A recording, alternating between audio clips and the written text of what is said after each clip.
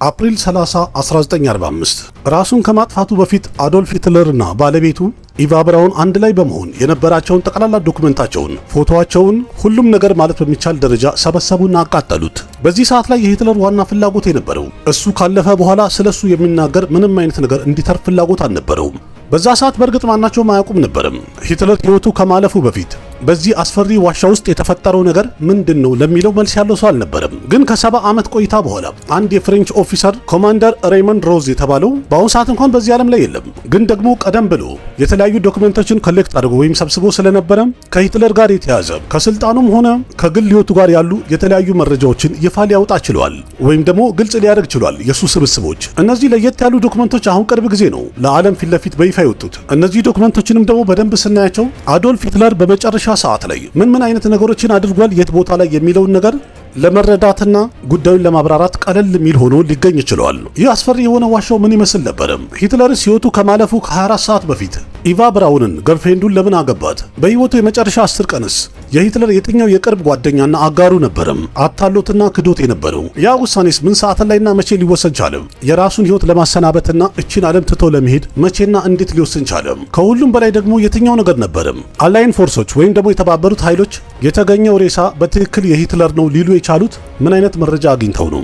ዓለም ድንቅ ናት በሚለው ፕሮግራም በድጋሚ ተገናኝተናል። ውድ ቤተሰቦች አዶልፍ ሂትለር ሕይወቱ ካለፈ በኋላ በዓለማችን ላይ ያሉ የተለያዩ ሰዎች ይህንን አስገራሚና አስፈሪ የተባለውን ዋሻ ለማየት እና ምንነቱን ለመረዳት ሁሉም ጥረት እያደረገ ነበረ። ኖቬምበር 25 1945 ላይ ኮማንደር ሬይመንድ ሮዝ የተባለው ታዋቂው የፈረንሳይ ወታደር ወደ ዋሻ ውስጥ ቀድሞ መጀመሪያ ሊገባ ቻለ።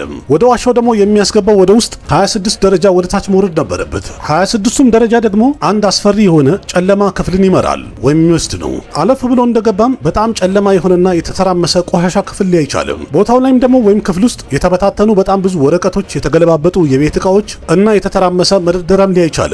ይህ ወታደርም መደርደሪያውን ካየ በኋላ ፈጠን ብሎ የሂትለር የመጨረሻ ቀኖች ላይ ያሳለፈውን ነገር የሚገልጽ ዶክመንቶች ማፈላለግ ጀመረ። ዶክመንቶቹም ደግሞ በደንብ እንደሚያሳዩት ከሆነ ሂትለር ሕይወቱ እስካለፈበት እስከ መጨረሻ ሰዓት ድረስ በውሳኔው እንደጸናና እንደቆረጠ የቆየ ሲሆን ሕይወቱ እያለፈም እንኳን ወይም እየሞተም ግን ለራሱ ድል እያፈላለገ እንደነበረ የሚገልጹ መሆን ቻሉ። ሂትለር ሕይወቱ ከማለፉ ከ10 ቀን በፊት የናዚ አገዛዝ እንደሚታወቀው ቀደም ብሎ ህልም ሲያይና ፍላጎቱ የነበረው ሙሉ ዓለምን ማስተዳደርና መግዛት ነበረ። በዚህ ሰዓት ላይ ደግሞ ይህ ሐሳብና ዓላማቸው ሙሉ ለሙሉ አንድ አስፈሪ ህልም ሆኖ ቀርቶባቸው ነበረ። የሂትለር ኢምፓየር ወይም ደግሞ አገዛዙ ቀደም ብሎ በዓለማችን ላይ እጅግ በጣም ኃያል የሚባል ትልቅ አስተዳደርና ወታደር ነበረው። በዛም የተነሳ ደግሞ ምዕራባውያንን በአጠቃላይ የጉሮሮ አጥንት ሆኖ ተሰንቅሮባቸው ነበረ። ግን በዚህ ሰዓት ላይ የመጨረሻ ደቂቃውንና ሰዓቱን እየቆጠረ ነበር።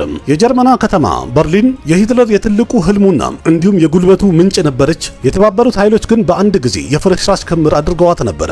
ሁሉም ቦታ ላይ ከፍተኛ የሆነ ጦርነት፣ ፍርሃት እና የሞቱ ሰዎች በጣም በብዛት ይታይ ነበረ። የተባበሩት ጦሮች ደግሞ በሁሉም በኩል ወይም ዙሪያዋን ከበዋት ቦምባቸውን ማዝነባቸውን ቀጥለው ነበረ።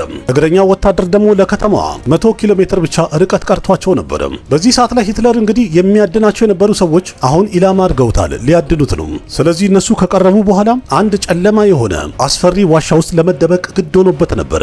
ይህ አስገራሚ ምሽግም ደግሞ የሚገኝ የነበረው በርሊን ከተማ ውስጥ በርደንበርግ ጌት ከሚባለው ከህንፃው ቀረብ ብሎ መሬት ውስጥ ማለትም ከመሬት በታች ወደ 7 ሜትር ጥልቀት ነበረው። ግን ደግሞ ይህ አንድ ተራ ዋሻ አይደለም። ይህንን ዋሻ ሰርቶት የነበረው አልበርት ስፒር የሚባለው የሂትለር የግሉ ወይም ደግሞ ለግሉ የሚያገለግል አንድ አርክቴክት ነበረ። እሱም ደግሞ ዲዛይን ያደረገለት እጅግ በጣም ጠንካራ እንዲሆን አድርጎና ቦምቦችን እንኳን መከላከል እንዲችል ቦምብ ፕሩቭ አድርጎ ነበር የገነባው። የተሰራው እንኳን በ1936 አካባቢ ነበር። ከዛ በኋላ ግን በ1943 እና በ1944 አላይን ፎርሶች ወይም የተባበሩት ኃይላት ቦምባቸው እጅግ በጣም ኃይለኛና ጠንካራ የሆነ ከመጣ በኋላ የበለጠ በጣም ጠንካራና ቦምብ መከላከል እንዲችል አድርገው ገንብተውትና ሰርተውት ነበር። ይህ ጉድጓድ ወይም ዋሻ ደግሞ በጀርመን ቋንቋ ፊውኸር በንከር ይሉታል። ፊውኸር ማለት ደግሞ መሪ ማለት ነው። ይህም ማለት ደግሞ የመሪያችን ምሽግ እንደማለት ነው። ስለዚህ ይህ ዋሻ ማለት ቀደም ብሎ ሙሉ ዓለምን እመራታለሁ እነግስባታለሁ ብሎ ህልም ያየ ነበረው የጊዜው አስፈሪው ባለስልጣን እንዲሁም የጦር መሪ አዶልፍ ሂትለር ተደብቆ ነበረ። እዛ ውስጥም እንዳለ የህይወቱን የመጨረሻ ቀንም ለማሳለፍ ግድ ሆኖበት ነበረ። የምሽጉ ሁኔታ ወይም ውስጥ ያለው እይታ ሲታይ እጅግ በጣም የሚረብሽና ጭንቀት የሚፈጥር ነው። በጣም ጸጥ ያለ ነው። እጅግ በጣም ወፋፍራም የሆኑ የኮንክሪት ግድግዳዎች አሉት። በጣም ከፍተኛ ቅዝቃዜም አለው። በዛ ላይ ደግሞ ሙሉ ጉድጓዱን ወይም ምሽጉን ጨለማ ነግሶበታል። ይህ ዋሻ በአጠቃላይ ልክ መሽሎክለኪያ እንዳለው አንድ ለየት እንዳለ ሸለቆ ይታያል ወይም ይመስላል። ቦታው ላይ ትንንሽ ኮሪዶሮች ይታያሉ። አነስ ያለ በር ያላቸው ክፍሎች ይታያሉ። እዚህ ቦታ ላይ የገባ ሰው እንዳለ እጅግ በጣም ይጨንቀዋል፣ ይተናነቀዋል የሚባልበት ቦታ ነው። እዚህ ምሽግ ውስጥ ደግሞ ለሂትለር 3 የተለያዩ ፕራይቬት የሆኑ የግል ክፍሎች ተሰርቶለታል ወይም ተዘጋጅቶለታል። አንደኛው ሚቲንግ ሩም ነው። እዚህ ክፍል ውስጥ ደግሞ በቀን ውስጥ 2 ጊዜ የተለያዩ ሚሊተሪ ኦፕሬሽኖችን ለማድረግ ከኮማንደሮቹ ጋር ስብሰባ የሚያደርግበት ነው። ኢቫ ብራውን ደግሞ የሱ ገርልፍሬንዱ ነበረች። ለሷም ደግሞ አንድ ትንሽ ክፍል ተሰርቶላታል። ለሁለቱ ደግሞ ሼር የሚያደርጉት የጋራ መታጠቢያ ቤት ወይም ሽንት ቤት አላቸው። በአጠቃላይ የምሽጉ ሁኔታ በዲፕሬሽን በጭንቀትና በፍርሃት የተሞላ ሁኔታ ውስጥ ይከታል ማንኛውንም ሰው። ከምድር በታችም ደግሞ ስለሚገኝ ቀዝቃዛ አየር ወደ ውስጥ መግባት እንዲችል መካኒካል በሆነ መንገድ ቬንቲሌሽን ሲስተም ተገጥሞለታል። ያም ደግሞ ያለማቋረጥ የተለየ ጩኸት ያሰማል። ይህ ጩኸት ደግሞ ያለማቋረጥ የሚሰማ ስለሆነ ለሰውነት እንኳን እረፍት የሚሰጥ አይደለም የሚባል ብቻ ሳይሆን የሚሆነው እንዲያውም እዚህ ዋሻ ውስጥ ለተቀመጠ ሰው አይምሮውንም እንኳን ቶርች ያደርገዋል፣ ሜንታል ቶርች ይፈጥራል የሚባል ጩኸት ነው። የመጨረሻ 10 ቀናት አካባቢ ሂትለር አይምሮ ብቻ ሳይሆን እንዲያውም ሰውነቱንም መቆጣጠር ከሚችለው በላይ እጅግ በጣም እየተቸገረና እየተጨነቀ እንደነበረ ሁኔታዎች ያሳዩ ነበረ። በዛ በጭንቀትም የተነሳ ይመስላል ፓርኪንሰን ዲዚዝ የሚባለው ማለትም እጅ የሚያንቀጠቅጥ ለየት ያለ በሽታ ይዞት ነበረ። እሱም ደግሞ ይህንን ህመሙና ችግሩን ለመደበቅ ሲል ግራ እጁን ሁል ጊዜ ወይ ኪስ ውስጥ ይከተዋል ወይም ደግሞ እንደምንም ተማሙቶ ወደ ኋላ ያደርግና ፊት ለፊቱ ሊያገኘው የመጣው ሰው የእጁን መንቀጥቀጥ እንዳይበት በጣም ይጣጣር ነበር። የመጨረሻ 10 ቀናት አካባቢ እጁ ያለማቋረጥ በጣም ይንቀጠቀጥ ነበር። ለመራመድም ደግሞ በላይ ያስቸገረውና ህመሙ እየባሰበት እንደነበር ያስታውቅ ነበር። ዶክተሮቹ ምስክርነታቸውን እንደሰጡት ከሆነ የመጨረሻ 10 ቀናት ላይ የሂትለር መልኩ ከተለመደው ሁኔታ በተለየ ሁኔታ ነጣ ብሎ ነበር። በዛ ላይ ደግሞ በጣም የደከመው ሰው ይመስል ነበር። በዚህ ሁሉ ምክንያት ደግሞ ከእድሜ በለጠ ወደ 10-15 ዓመት ከፍ ብሎና አርጅቶ እንዲታይ አድርጎት ነበር። በዚህ ሰዓት ላይ ደግሞ እሱን ለማግኘት የሚመጡ ትዕዛዝ የሚቀበሉ ኦፊሰሮች እንዳለ ባዩት ሰዓት ላይ ያለበትን የጤና ሁኔታ ቀን በቀን ሲያዩት በየቀኑ እንደ አዲስ ይደነግጡ ነበር። ሌላው ቀርቶ እንኳን እዛው ዋሻ ውስጥ የሚገኘው የሂትለር የግል ዶክተር የሆነው ቴዎዶር ሞሌር የተባለው ዶክተር በየቀኑ የተለያዩ ግሉኮሶችና ፕሮቲኖችን በመርፌ ይሰጠው ነበር። እንደዛም ሆኖ ግን በሚገርም ሁኔታ ይሄ ሁሉ ነገር የሱን ጤንነት ለማስተካከልና ጤንነቱን እንዲጠብቅ ለማድረግ ከነጨራሹ በቂ አልነበረም። በእርግጥ የሂትለር እጁ ያለማቋረጥ መንቀጥቀጡ ከፍተኛ የሆነ የሞራል ውድቀት እንደደረሰበት ትልቁ ማስረጃና ማሳያ ነበር። ዋሻ ውስጥ ደግሞ በየቀኑ የሚደረገው ነገር ተመሳሳይ ስለሆነ ለሱም ለራሱ እጅግ በጣም የሚደብርና የሚያስጨንቅ ሁኔታ ፈጥሮበት ነበር። ምክንያቱም በየቀኑ ጠዋት ላይ አንድ የሚሊተሪ ወይም ወታደራዊ ስብሰባ ይደረጋል። የሱ ጀነራሎች ደግሞ ቦታው ላይ ይገኙና በርሊን ውስጥ እየደረሰ ስላለው ኪሳራና እየተፈጠረ ስላለው ጫና በደንብ በዝርዝር ይነግሩትና ያስረዱት ነበር። ይህም ማለት በርሊንን ሙሉ ለሙሉ የመቆጣጠር አቅማቸው እየደከመ እንዳለ እየተነገረው ቀን በቀን መረጃና ዜና ሲደርሰው ሂትለር ሙሉ ለሙሉ ፍርስትሬት ሆኖ ነበር፣ ተጨንቆ ደንግጦ ነበር። በሌላ በኩል ደግሞ የሂትለር ተፈጥሮ ራሱ ከፍተኛ የሆነ ያለማመን ችግር አለበት። ማለት ማንኛውንም ሰው በቀላሉ ማመን የሚችል ሰው አይደለም። ለዛም ይመስላል የህይወቱ የመጨረሻ ቀናትን እንኳን እያሳለፈ ያለ አንድ ነገር ውስጡን ይበላውና ይቆረቆረው ነበር። የሱ የቅርብ የሆኑ ታማኝ የሆኑ ጀነራሎቹ እንዳያታሉትና እንዳይክዱት እንዲሁም ባንዳ እንዳይሆኑበት በጣም ይፈራና ይሰጋ ነበር። ግን በአስገራሚ ሁኔታ የፈሩት ይደርሳል፣ የጠሉት ይወርሳል እንደሚባለው ከትንሽ ጊዜ በኋላ ወይም ከትንሽ ቆይታ በኋላ የፈራው ነገር አልቀረም ነበር። እንደዛው ነው የሆነው። ጦርነቱን በጣም እየከፋ በመጣ ሰዓት በመጨረሻ ደቂቃ ላይ ከዋሻው ሁሉም ለመሻሽና ለማምለጥ እያሰቡ በነበረ ሰዓት ኢቫ ብራውን ግን ሂትለርን ተባብራው አብራው ቆማ ነበር። ኢቫ ብራውን ማለት እንግዲህ ከዚህ ክስተት ቀደም ብሎ 13 ዓመት ያህል አብራው የቆየች ፍቅረኛ ወይም ገርፍሬንዱ ነበረች። ሁለቱ በእርግጥ አልተጋቡም ነበር። እንደዛም ሆኖ ግን ከሂትለር ጋር እዚሁ ዋሻ ውስጥ ወይም ምሽግ ውስጥ አብራ ትኖር ነበር። ኤክስፐርቶች እንደሚሉት ከሆነ ወይም የጉዳዩ አዋቂዎች እዚህ ምሽግ ውስጥ ከሂትለር ጋር አብራ መቆየቷ ኢቫ ብራውን ራሷ ፈልጋና ግትር ብላ እንደሆነ ይመሰክራሉ፣ ይናገራሉ። ምናልባትም ደግሞ የሂትለር የድክመቱ ምንጭ የምትባለው ወይም አንደኛ ድክመቱ እሷ ትሆናለች። ኢቫ በእርግጥ በግል በምታይ ሰዓት ላይ ወይም በግል ህይወቷ አንድ ሮማንቲክ የሆነችና ስሜታዊ ሴት እንደሆነች ይነገርላታል። ለዛም ይመስላል ከመጨረሻ ድረስ ከሂትለር ጋር አብራ መቆየት እንጂ መሸሽ አልፈለገችም ነበር። እዚህ ዋሻ ውስጥ በእርግጥ የተወሰነ የኢቫ ደብዳቤዎችም ተገኝተዋል። እነዚያ ደብዳቤዎች ደግሞ ለጓደኞቿ የጻፈቻቸው ነበሩ። እነዚህ ደብዳቤዎች ከተነበቡ በኋላም ስለ ሂትለርና ስለ ኢቫ የግል ህይወት የተወሰነ መረጃ ማግኘት ተችሏል። የኢቫ ትክክለኛ የህይወቷ ዓላማ የነበረው ከሂትለር ጋር አብሮ መኖር ነበረ፣ ያውም ለእድሜ ልክ። አንድ ደብዳቤው ላይ እንደጻፈችው ከሆነም ይህ ቦታ እጅግ በጣም አስፈሪ ነው። እንደዛም ሆኖ ግን እዚህ ቦታ ላይ ደስተኛ ሆንኩበት ዋና ምክንያቱ ሂትለር ከጎኔ አብሮኝ ስላለ ነው ብላ ጽፋ ነበር። በእርግጥ ኢቫ ብራውን ወደ ዋሻ ውስጥ ወይም ወደ ምሽግ ውስጥ በየቀኑ ለጉብኝት የምትመጣበት የተወሰነ ደቂቃና ሰዓት ነበራት። በመጣይ ሰዓትም ደግሞ ጨለማ ክፍል ውስጥ ህይወቷን ታሳልፋለች። ፎቶግራፎቿን እና ዶክመንቶቿን ትሰበስባለች። አንዳንዴ ደግሞ ጊዜ ካገኘች ከሂትለር ጋር አብራ ቡና ትጠጣ ነበር። ግን አንድ ነገር በደብዳቤዎቿ ግልጽ ተደርጎ ወይም ግልጽ ሆኖ የተረዳነውና ያወቅነው ነገር ይህ ሁሉ ነገር ከተፈጠረና ከሆነ በኋላ ኢቫ ብራውን ሁል ጊዜ ራሷን ብቸኝነት ይሰማት ነበረ። የገለልተኝነት ስሜት ሁል ጊዜ ውስጧን ይቆረቁራት ነበረ። ይሄኛው ደብዳቤዋም ደግሞ የኢቫን ፍቅሯንና ታማኝነቷን ብቻ ሳይሆን የሚገልጸው እንዲያውም በውስጧ ያለውን ፍርሃትና ብቸኝነቷንም ቁልጭ አድርጎ የሚያሳይ ሆኖ ሊገኝ ችሏል። ከምሽጉ ውጭ ያለ ሁኔታ እንኳን ዞር ብለን ወይም መለስ ብለን ከተባለ የመጨረሻ 10 ቀናት ላይ የጀርመኗ ትልቋ ከተማ በርሊን አንድ ትልቅ ጦር ሜዳ ሆና ነበር። የተባበሩት ጦሮች አንድ ላይ በመሆን አላይን ፎርሶች በርሊን ከተማን ቀንም ሆነ ማታ ያለማቋረጥ የተለያየ ቦምቦች ያዘንቡባት ነበር። ሬድ አርሚዎች ደግሞ የሶቪየት ዩኒዮኖች ሚሊቴሪዎች ናቸው። ከቦርደሩ ትንሽ ኪሎ ሜትር ራቅ ብለው ከሂትለር ወታደሮች ጋር በጣም በከፍተኛ ሁኔታ ጦርነት ገጥመው ነበር። በዚህ ሰዓት ደግሞ የሂትለር ወታደሮች በርሊንን ለመቆጣጠርና ለመጠበቅ በድምር ከተባለ 900 ታንኮች ወደ 500 ሺህ የሚደርሱ ደግሞ የጀርመን ወታደሮችም ነበሩ። ይህ ሁሉ ቢኖረውም ግን የናዚ ጀርመን ፎርሶች ከአቅም በላይ ሆኖባቸው ነበር ጦርነቱ። ሂትለር ደግሞ እንደሚታወቀው እዚህ ቦታ ላይ ለ1000 ዓመታት የመንገስና የመቆጣጠር ትልቅ ህልምና ፍላጎት ነበረው። ግን በዚህ ሰዓት ላይ ከነጭራሹ ህልሙ እንዳለ ከስሞ በኖ የጠፋበት ሰዓት ደርሶ ነበር። የበርሊን ነዋሪዎችም ሆነ ወታደሮቹ በሚችሉት አቅም የተለያየ ምሽግና ዋሻ ውስጥ ለመደበቅና ነፍሳቸውን ለማትረፍ ይጣጣራሉ። አንዳንዶቹ ደግሞ ባገኙት አቅጣጫ በመሮጥ ህይወታቸውን ለማዳን ጥረታቸውን ቀጥለው ነበር። በሌላ በኩል ደግሞ የአገሪቱ ብሔራዊ ሬዲዮ ላይ የናዚዎችን ወይም የጀርመኖችን ፕሮፓጋንዳና የተለያዩ ሙዚቃዎች እየተሰማ ነበረ።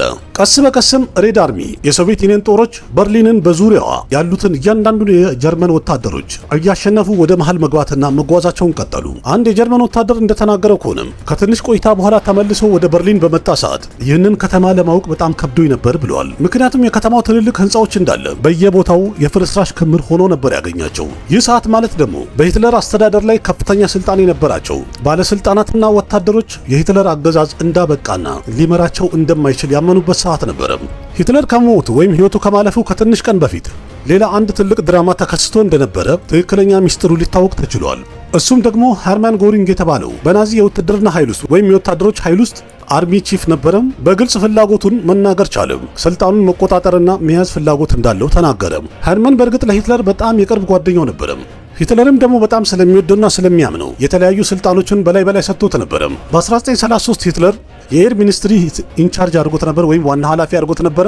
በ1935 ደግሞ የጀርመን አየር ኃይል ኮማንደር ኢንቺፍ አድርጎት ነበር። በ1936 ደግሞ የ4 ዓመት ቀጣይ ፕላን ላይ ዋና ኃላፊ ኢንቻርጅ አድርጎት ነበር። ይህ ፕላን ደግሞ የጀርመንን ኢኮኖሚ ቡስት ለማድረግና ለማሳደግ የታሰበና የታቀደ ፕላን ነበር። በመጨረሻም በ1941 ሂትለር ይህ ወዳጁን ሄርማን ጎሪ የተባለውን ግለሰብ የሱ የቅርብ አስተዳደሩ እንዲሁም ዴፑቲ ጀነራል ማድረግ ችሎ ነበረ ወይም ሾሞት ነበረ። ይህም ማለት ከሂትለር በኋላ ወይም ማንኛውም ክስተት ከተፈጠረ ሄርማን ጎሪ አገሪቱን እንዲያስተዳድር ተጠባባቂ አድርጎት ነበር ማለት ነው። ጎሪ ደግሞ በዚህ ሰዓት ላይ ያመነው ሂትለር እንኳን እዛው በርሊን ውስጥ ወጥመድ ውስጥ ያለው መውጣት አይችልም። ስለዚህ አገሪቱን የመምራት ሙሉ ስልጣን እኔ እጅ ላይ መድረስ አለበት ወይም የኔ ትከሻ ላይ መሆን አለበት ብሎ ማመንና ማሰብ ጀመረ።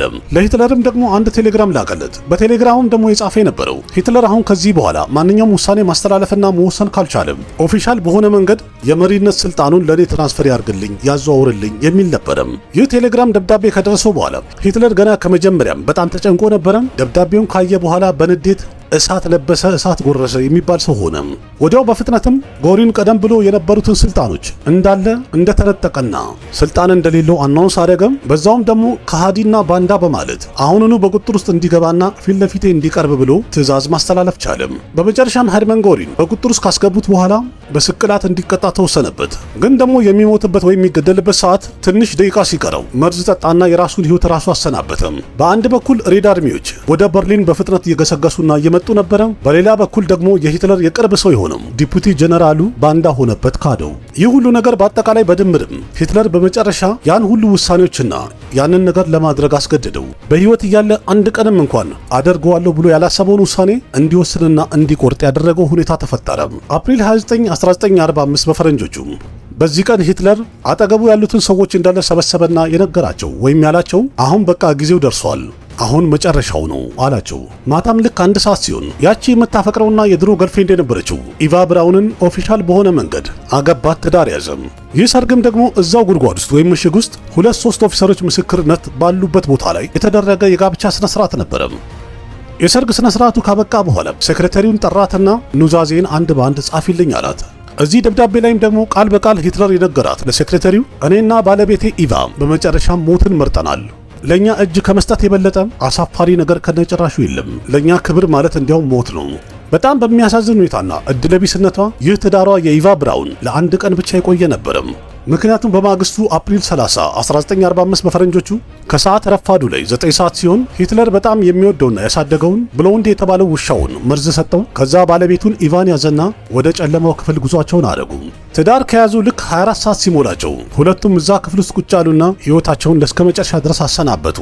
ሂትለር እንኳን መሳሪያውን አንስቶ ጭንቅላቱ ላይ አድርጎ ራሱን ያሰናበተ ሲሆን ባለቤቱ ኢቫ ግን ሳይናይት የሚባለውን አደገኛ ካፕሱል ወይም ኪኒን በመዋጥ በመጨረሻም ራሷን አሰናበተች። የምሽጉ ሰራተኞች ደግሞ ቀደም ብሎ መመሪያ ተሰጥቷቸው ነበርም።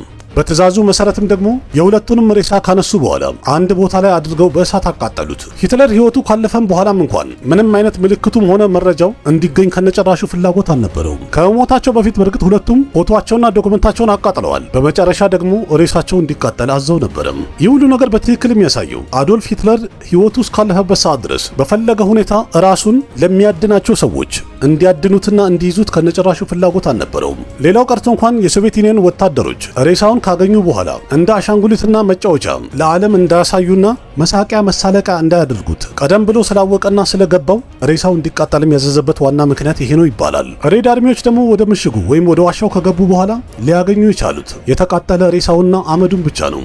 ግን ደግሞ የሂትለር ሬሳ መሆኑ ረጅም ጊዜ ፈጅቶ ከተመረመረና በደንብ ከታየ በኋላ ነው የታወቀው። ምክንያቱም ከሬሳው መሃል ወይም ከአመዱ መሃል የሂትለርን የጥርሱን ሳምፕል ማግኘት ቻሉ። ቀደም ብሎ ሂትለር በህይወት በነበረ ሰዓት ላይ ወደ ጥርስ ሐኪም ቤት ወይም ደግሞ ወደ ዴንቲስት ጋር መሄድ እጅግ በጣም ይጠላ ነበርም። ለዛም ብሎ ጥርሱ በደከመ ሰዓት ላይ አንድ ለየት ያለ ብሬስ አሰርቶ ነበር ጥርሱ ላይ።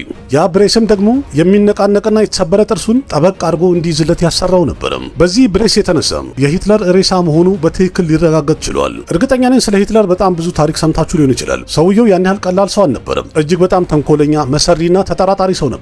ያንንም ከማየት ይመስላል ህይወቱ ካለፈና ከሞተ በኋላም ዛሬም ድረስ በህይወት አለ ወይም ደግሞ አልሞተም፣ ይህን ሁሉ ድራማ ሰርቶ ነው ያለፈው እንጂ በሌላ ቀዳዳ ወጥቶ አመልጧቸዋል ብሎ የሚያምኑ ብዙ ሰዎች አሉ። በእርግጥ ይሄ ዝም ብሎ እንደ ቀልድ የተነሳና የተወራ ነገር አይደለም። አንዳንድ ሰዎች በሰዓቱ የፈጠሩት መላምትና ቲዮሪ ነበረ። ግን ደግሞ ምንም አይነት ማስረጃም ሆነ ትክክለኛ መረጃ ስለሌላቸው ይህንን ቲዮሪ ማሳመን የሚችል ምንም ሰው የለም። ግን ቀለል አድርገን ብናየው ይህ ሁሉ የነገርኳችሁ ታሪክ እንግዲህ ከዛሬ ከ70 ዓመት በላይ ያለፈው ነው። አዶልፍ ሂትለር ራሱን ባጠፋ ሰዓት ላይ 56 ዓመቱ ነበረ። ስለዚህ አሁን ላይ እንኳን አለ ብለን ብንል በአጠቃላዩ 137 ዓመት ሊሆኑ ይችላል ማለት ነው። ይሄ ደግሞ የሚታመን አይደለም። ኢቭን ከዛ በኋላም ኖሮ አርጅቶ ነው የሞተው የሚሉ የሚከራከሩ ሰዎች አሉ። ግን ምንም አይነት መረጃ የላቸውም። በአጠቃላዩ ግን ትክክለኛው ምንድነው ካላችሁ የመጨረሻው 24 ሰዓት ላይ ተፈጥሮ የነበረው አሁን የሰማችሁት ታሪክ ነው። በአጠቃላይ በትክክል በመረጃ የተደገፈውና የተረጋገጠው። በአጠቃላይ እስካሁን ከነገርኳችሁ ማለት የትኛው አስገረማችሁ? የትኛውስ በጣም ለየት ያለ ሆኖ አገኛችሁት? ያላችሁን ሐሳብ አስተያየት ኮሜንት ላይ ጻፉልኝ። ለማንኛውም የዛሬ ዓለም ድንቅ ናት የሚለው ፕሮግራም እንዴት አገኛችሁት? ተመቻችሁ? ቪዲዮ ከተመቻችሁ ላይክ አድርጉ። ያላችሁን ሐሳብ አስተያየት በኮሜንት ገለጹ። ለጓደኞቻችሁም ሼር አድርጉ። ለቤቱ አዲስ ሆናችሁ ሰብስክራይብ በማድረግ ቤተሰብ ሁኑ። ልክ እንደዚህ ያዝናኑ ቁም ነገር የሚያስጨብጡ የተለያዩ ቪዲዮችን ተራ በተራ በዚህ ዩቲዩብ ቻናል በብዛት አቀርብላችኋለሁ። በፍቅር የተሞላውና የሚያበረታታው ኮሜንታችሁን ሁልጊዜ ያለ ትዕግስት ጠብቃለሁ። በሌላ ምርጥ ቪዲዮ በድጋሚ እስከምንገናኝ አቅራቢያችሁ ቃሲም መካ ነበርኩኝ። ደህና ሁኑ። ባባይ